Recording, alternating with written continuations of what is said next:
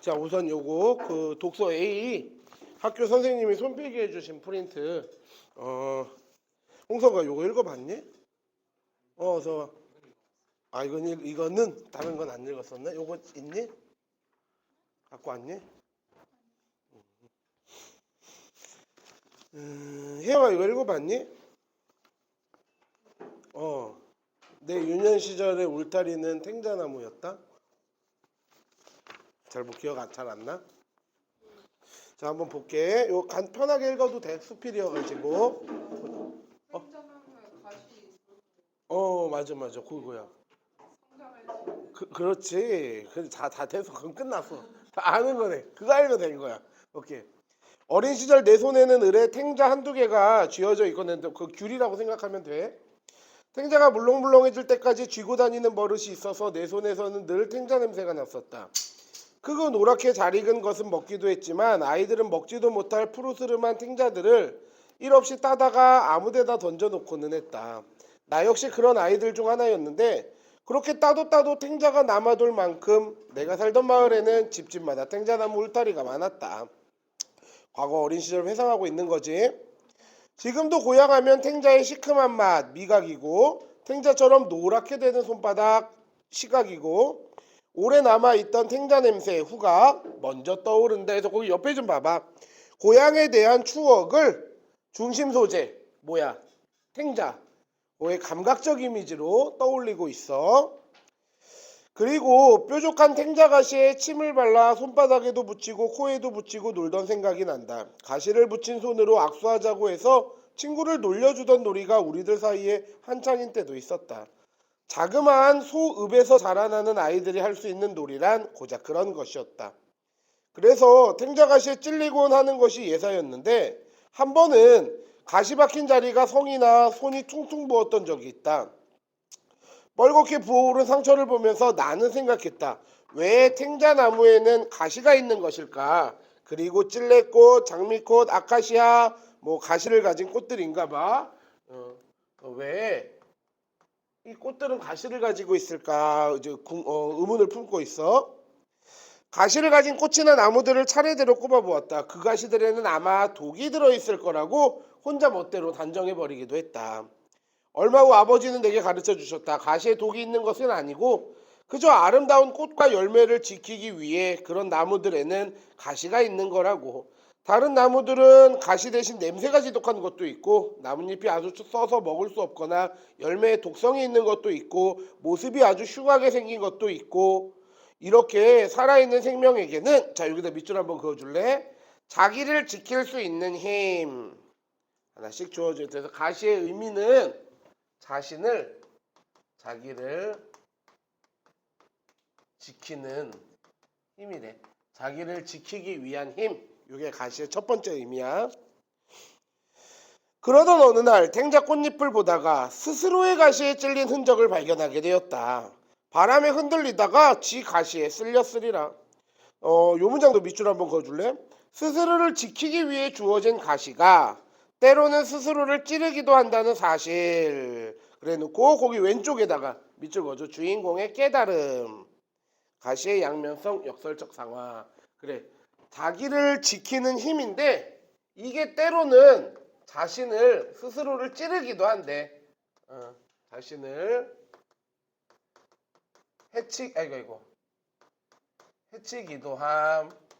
그래서 가시는 이렇게 양면적인 속성을 가지고 있네. 그리고 나를 지키기 위한 게 나를 찌르기도 해. 이렇게 역설적인 의미도 가지고 있고. 나는 알 수 없는 슬픔을 느꼈다. 그걸 어렴풋하게 느낄 무렵 소읍에서의 내 유년은 끝나가고 있었다. 언제부턴가 내 손에는 더 이상 둥글고 향긋한 탱자 열매가 들어있지 않게 됐다. 그 손에는 무거운 책가방과 영어 단어장이 학창시절이 됐단 얘기지. 그 다음에는 누군가를 향해 던지는 돌멩이가 이건 대학에서 가가지고 이제 데모하고 시위했단 얘기고 때로는 술잔이 들려있곤 했다. 친구나 애인의 따뜻한 손을 잡고 다니던 때도 없진 않았지만 그 후로 무거운 장바구니, 빨랫감, 행주나 걸레 같은 것을 들고 있을 때가 더 많았다. 즉 주부가 됐단 얘기네. 거기 옆에 좀 봐봐. 글쓴이가 살아온 과정, 학창 시절부터 어른이 된 후의 삶을 그냥 간결하게 요약적으로 보여주고 있고 자기가 들고 있는 이 소재의 특성을 통해 가지고 시간의 흐름을 보여줘. 생활의 짐은 한 번도 더 가벼워진 적이 없었다는 얘기는 시간이 가면 갈수록 생활이 계속 점점 더 부담스러웠다는 얘기네. 그러는 동안 내 속에는 날카로운 가시들이 자라나기 시작했다. 가시는 꽃과 나무에게만 있는 게 아니었다. 세상 또는 스스로에게 수없이 찔리면서 사람은 누구나 제 속에 자라나는 가시를 발견하게 된다. 한번 심어지고 나면은 쉽게 뽑아낼 수 없는 탱자나무 같은 것이 마음에 자리 잡고 있다는 것을 뽑아내려고 몸부림칠수록 가시는 더 아프게 자신을 찔러댄다는 얘기는 결국 절대 뽑지 못한다는 얘기네. 알게 되었다. 그 후로 내 크고 작은 가시들이 나를 키웠다. 크고 작은 가시들 위에 조그만 글씨 좀 밑줄 그어줘. 가시의 두 번째 의미는 삶의 고난이나 어려움 요거였어. 자, 첫 번째 정리하면서 볼게. 유년 시절에 그 가시는 아버지가 알려준 거 요거야. 누구나 다 자기를 보호하려는 지키려는 힘을 가지고 있다. 근데 그걸 바탕으로 내가 이 의미를 좀 더 심화시켜서 요거까지도 깨닫게 됐지. 그 힘이 때로는 자신을 해치기도 해라고. 그 다음에 이제 학창 시절이 되고 대학생이 되고 그 다음에 이제 결혼을 해서 주부가 돼서 깨달은 가시는 삶의 고난, 어려움, 좀 더 직설적으로 말하면은 생활의 짐. 이거는 날이 갈수록 더 가벼워진 적이 한 번도 없대. 점점 나이가 들어갈수록 이거는 점점 커지는 거야. 빼내려고 할수록 더 나를 힘들게 찌르기만 해. 점점 더 커진대. 다음 볼게. 아무리 행복해 보이는 사람에게도 그를 가로피는 가시는 있기 마련. 자, 여기 가시 밑줄 그어놓고 그 밑에 것도 밑줄 좀 쳐줄래? 자신에게 주어진 한계나 약점 이렇게. 자, 요 의미를 조금 더 심화시켜서 세 번째 가시의 의미는 자신의 한계, 약점, 뭐 단점 이런 거. 이런 게 누구나 다 가지고 있는 가시야. 홍서가 너의 3번은 뭐야?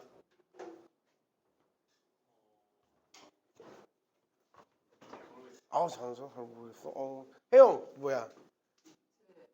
큰 키. 그렇잖아. 약간 컴플렉스 같은 거잖아. 응.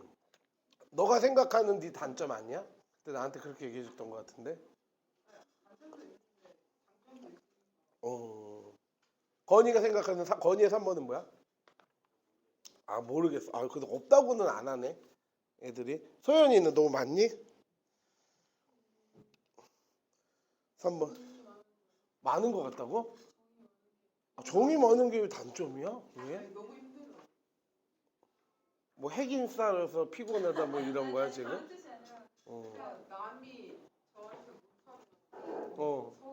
좀 못해주면은?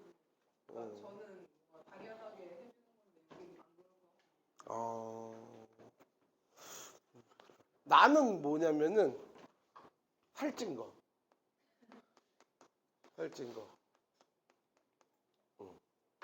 볼게.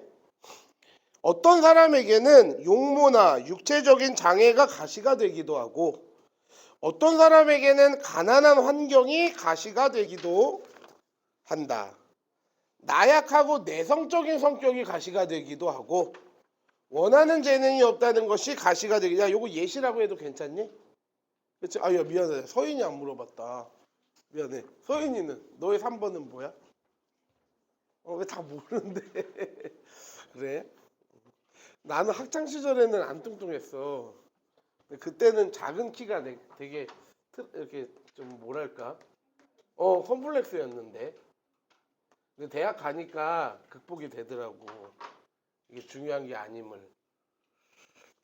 좀 그러자. 그리고 가시 때문에 오래도록 자 여기 밑줄 한번 그어줄래? 괴로워하고 삶을 혐오까지는 안 했는데 혐오하게 되기도 한다. 그래. 이 가시는 우리의 삶을 괴롭히고 그 다음에 막 자신에 대해서 혐오감을 갖게 만든대. 로트레크라는 화가는 부유한 귀족의 아들이었지만 사고로 인해 두 다리를 차례로 다쳤다. 차례로 다치는 건 뭐야? 그로 인해 다른 사람보다 다리가 자유롭지 못했고 한쪽 다리가 좀 짧았다고 한다. 요게 로트레크의 가시야. 장애라는 게. 다리 때문에 비관한 그는 방탕한 생활 끝에 결국 불우한 생을 마감했다. 그러나 그런 절망 속에서 그렸던 그림들은 아직까지 남아서 전해진다. 그는 내 한쪽 다리가 짧지 않았더라면 나는 그림을 그리지 않았을 것이다. 다시 말하면 가시가 없었더라면 그림을 그리지 않았다는 거네. 바꿔 말하면 가시가 있었기 때문에 훌륭한 예술품이 나올 수 있었던 거야. 뭔가 가시에 좀 좋은 점을 얘기해 주는 것 같아. 좀 더 읽어보자.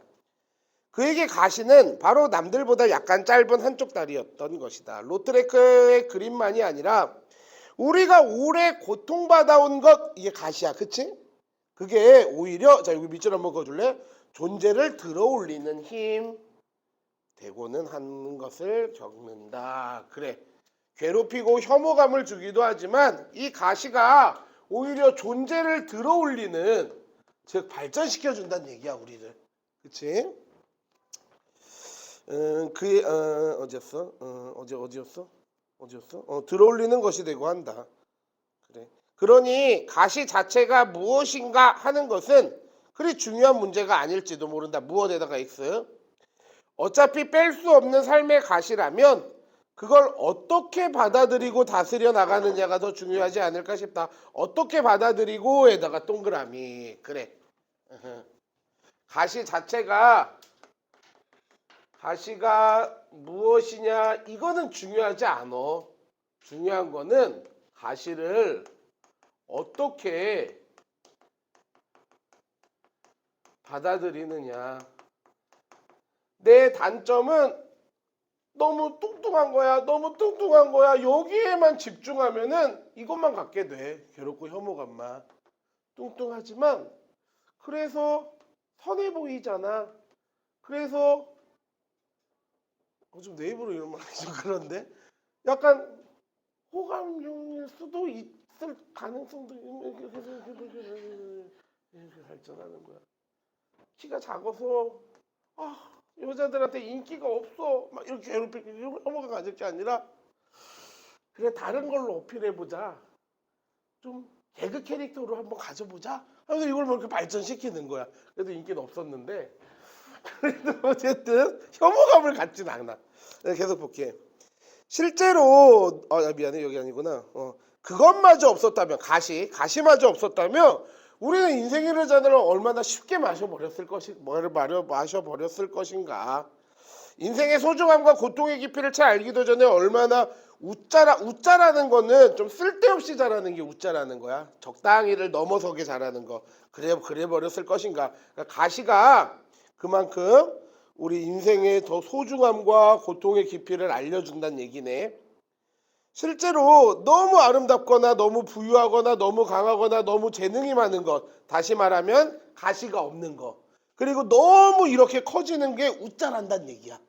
이래 버리면 오히려 삶을 망가뜨리는 경우를 자주 보게 된다.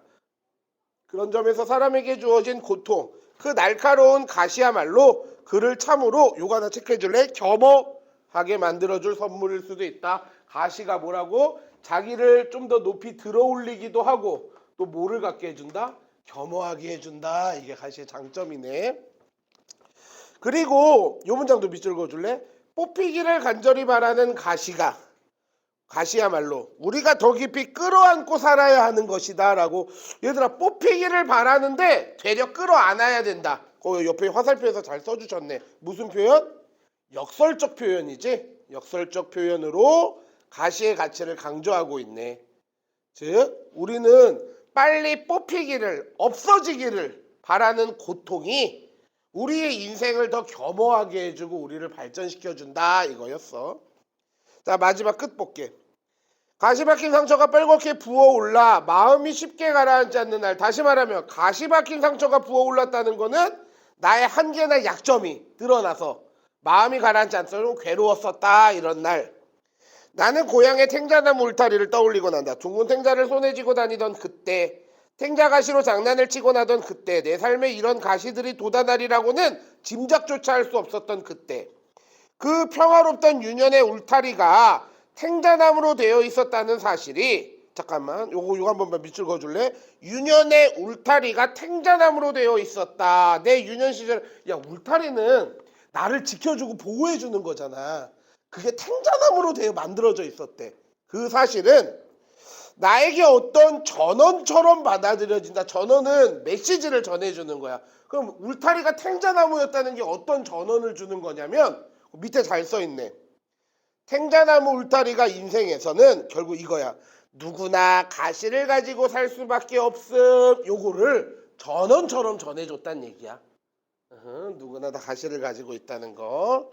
그래 뭐 더 밑에 볼 거 없고 거기 박스 조그만 박스 중간 써있는 것 좀 봐줘. 밑에 박스에 중간 가시 얽힌 유년기의 경험과 탱자나무 가시에 대한 인식이 이렇게 1번 2번 3번 이렇게 변해가고 있다고.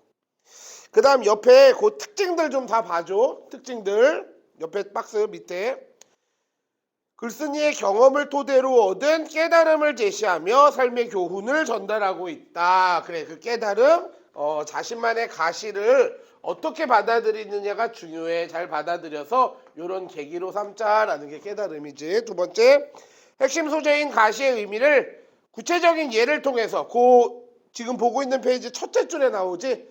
나약한 성격이나 내성적 성격이나 재능이 없다거나 장애가 있다거나 이런 게 가시였어. 가난이나 다음 주제를 제시하기 위해 구체적인 사물을 통해서 비유했네. 가시에다가 다음 시간의 흐름에 따라 사고가 변하고 있어. 가시에 대한 사고가 유년 시절 어렸을 땐 자기를 지키는 힘, 그 다음에 2번, 3번 이렇게 변해가고 있다고. 다음 넘어갈게. 창의적 인생을 바꾸는 게임의 법칙 보자. 얘들아 요 지문은 하나 얘기할게. 내가 친구한테 이걸 받았는데 집에서 보니까 뒷장에 답만 있고 문제가 없는 거야. 그래서 너무 당혹스러웠어. 그래서 이 지문을 막 구글링으로 다 찾아봤는데 없는 지문이야. 만드셨는지. 그래서 내가 문제를 못 구했어. 그래서 물어보니까 워크북에 문제가 실려있다 하더라고. 내 문제가 뭐 역지사지도 답에 있고. 풀어봤니? 오케이 그냥 그거 풀린 내가 안 할게. 문제 쉽더라고. 이 지문만 다시 한번 파악해볼게. 자 1번 난 게임 이론은 언제 어떻게 사용할까? 그래 질문을 통해 가지고 흥미를 유발하면서 내용 전개하네. 완전 경쟁 시장에서 소비자 한 명의 행동은 시장에 거의 영향을 주질 못한다. 내가 사과 하나 사 먹어봐야 다른 소비자나 사과를 파는 사람에게는 영향이 없다. 이와 달리 게임 이론은 이라고 했으니까 게임 이론은 내가 사과 하나 사 먹으면 영향을 끼친다 못 끼친다. 끼친다는 얘기네. 게임 이론. 그 다음에 완전 경쟁 시장. 여기서는 개인의 행동이 시장에, 난 다른 대상이라고 쓸게. 시장에 어떤 영향을 끼치지는 못해. 내가 뭐 사과를 한 2만 개, 10만 개 정도 사지 않는 한 영향 끼치 못해. 게임 이론은 이제 영향을 끼친다는 거네. 읽어볼게. 게임 이론은 참가자의 행동이 다른 참가자에게 영향을 주는 그걸 뭐라 그래? 상호작용적 상황이라고 한대. 거기에 적합한 분석들이다. 그래 게임 이론은 어떤 한 참가자의 행동이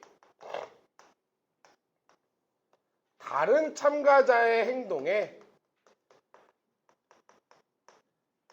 영향을 끼치는 거야. 물론 이 사람의 행동이 이 사람의 행동에게 또 영향 끼치기도 하고.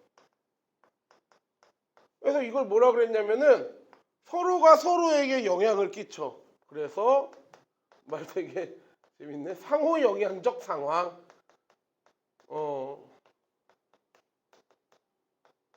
혹시 롤 하니? 롤 안 하니? 롤 안 하니? 나도 롤을 잘 몰라. 스타크래프트밖에 안 해가지고. 왜 그런 거 있잖아.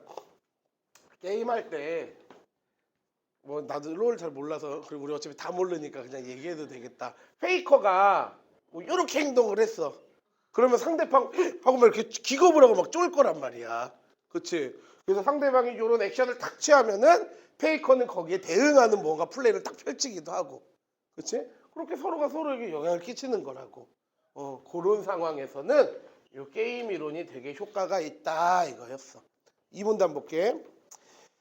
게임 참가자들 사이에 자 상호작용은 어떻게 되냐면 구체적 행동의 결과도 있고 의미에 대한 인식이나 교감을 통해서도 상호작용은 이루어지고 이런 인식 혹은 교감의 과정은 참가자 간의 커뮤니케이션 어떤 신호 전달 처리 이걸로 이해가 된다. 그래 결국에 요 상호작용이라는 거는 서로 어떤 행동을 주고받는 것이기도 하고 인식, 교감 뭐 또 요런 거는 이제 뭐 커뮤니케이션으로 이해된대. 커뮤니케이션 뭐 요런 걸로 이런 걸로 이제 상호작용을 하게 된다고. 요약하면 지금 요약할 게 뭐가 있어? 요약하면 게임이론은 참가자들이 상호작용하면서 변화해가는 상황을 이해하는 데 도움을 준다. 그 상호작용이 어떻게 전개될 것이며 여기서 어떻게 행동하면 더 이득을 취할 수 있는지 객관적으로 분석해 주기 때문이다. 그래. 요 게임 이론은 결국에 요 상황을 이해하는데 상황을 파악하는데 도움이 된다. 그래서 요 상황 분석을 이제 두 가지로 나누었네. 3문단에 전략적 상황 분석 잠깐만 좀 쓰자. 나는 3문단에 전략적 상황 분석은 이라고 딱 써있길래 바로 4문단 봤더니 합리적 상황 분석은 이렇게 나오더라고. 그래서 요 둘의 차이점 잡아내면 되겠구나 하고 읽는데 얘네들이 서로 다른 게 아니더만.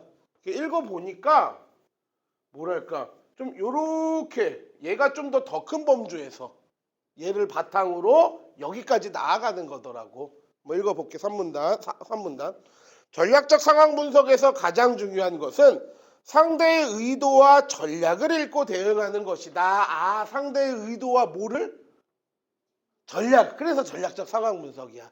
이거는 상대의 의도, 전략 요거를 내가 싹 파악해가지고 거기에 맞게 이렇게 대응을 해 나가는 거.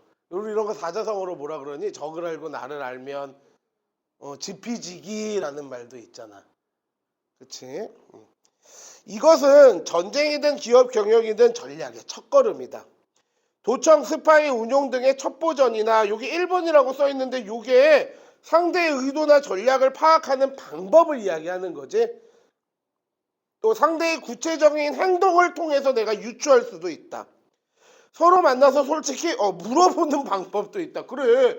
페이커가 어떻게 상대방의 의도나 전략을 파악하냐면은 도청, 스파이 뭐 이런 거 못하고 아마 내가 롤을 몰라가지고 뭐 이렇게 상대방의 기질을 싹 염탐해가지고 제가 지금 요런 전략을 펼치고 있구나 요런 걸 다 파악할 수 있다고. 뭐 도청, 스파이 이런 걸 통해서. 또 두 번째로 어떤 행동을 보고 유추할 수 있대. 상대방이 지금 어떤 유닛을 막 키우고 있어. 그러면은 요런 전략을 펼치겠구나. 행동을 보고 유추할 수도 있고. 아니면 세 번째로 페이커가 가서 물어볼 수도 있고. 여기 써있잖아. 한번 물어보는 방법. 이 경우 가능한 수단은 다 써야 하며 상대 입장에서 생각해보는 것이 가능하다. 그래. 뭐 여기다 니은의 방법 또 역지사지로 상대방 입장에서 생각해보는 거야. 그럼 상대의 의도나 전략을 파악할 수 있다. 이 얘기였어.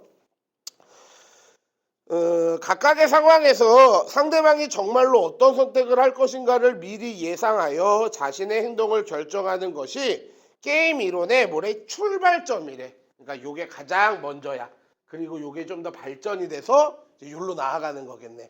출발점이래. 두 번째 다음 볼게. 4문단.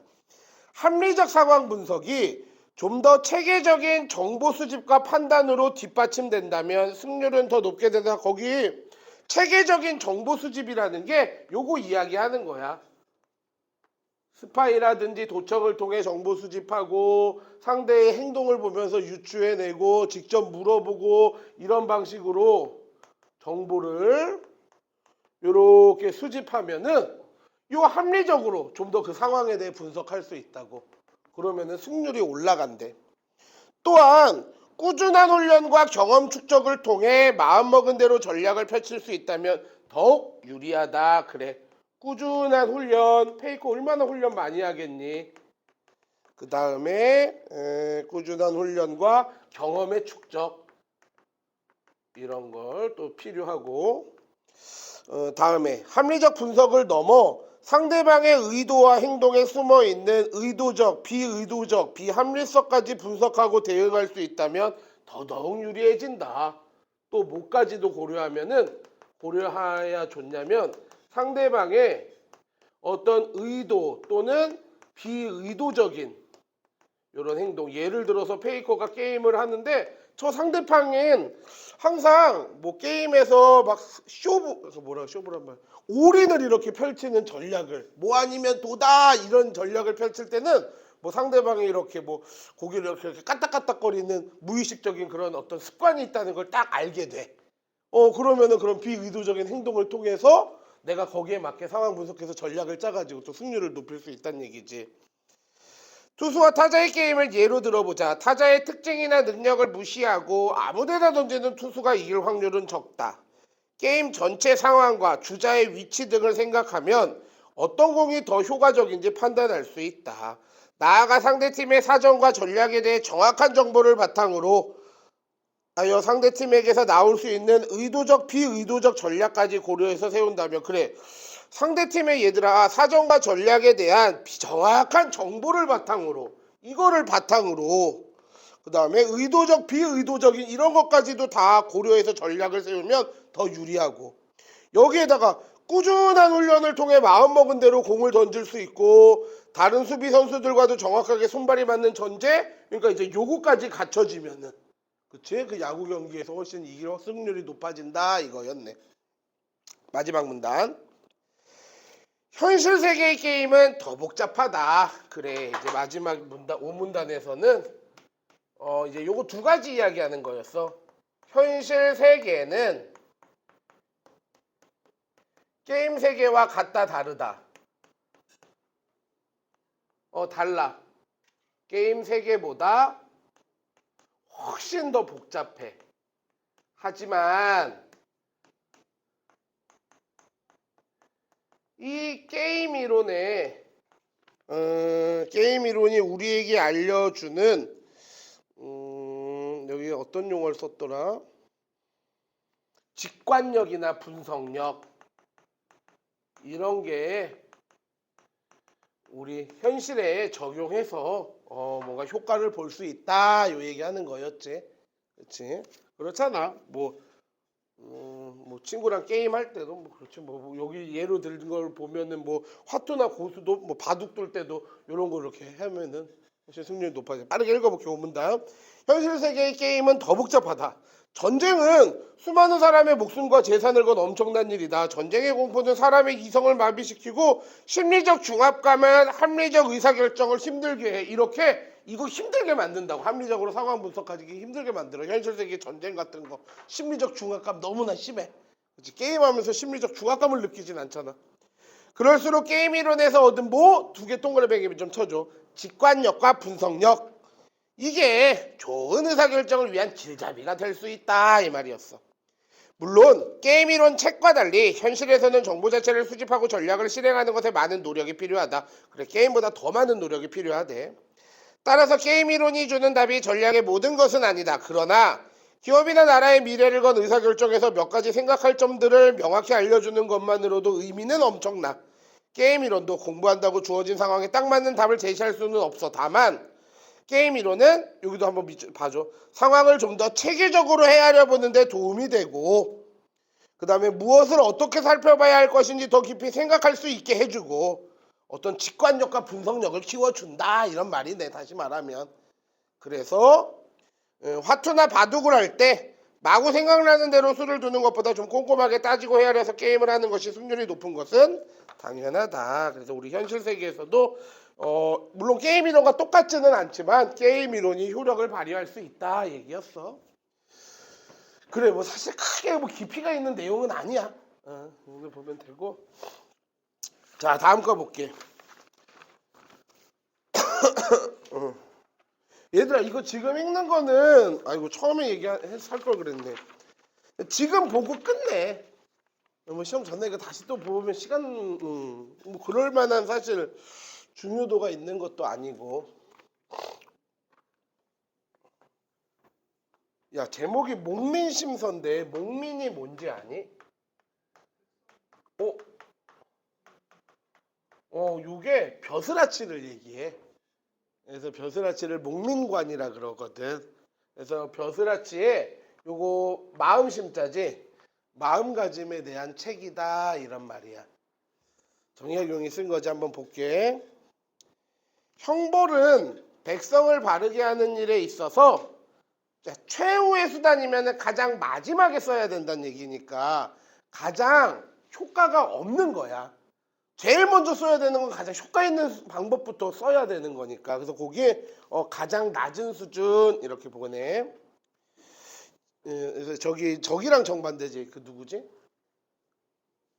군주론. 그치. 군주론에서는 그 적절한 명분이 있을 때 효과적인 형벌을 통해서 공포심을 유지해 주라 그랬는데 얘는 그런 형벌이 사실 가장 낮은 수단이라고 보니까 군주론과 반대네. 수령이 자신을 단속하는 걸 사자성어로 뭐라 그럴까?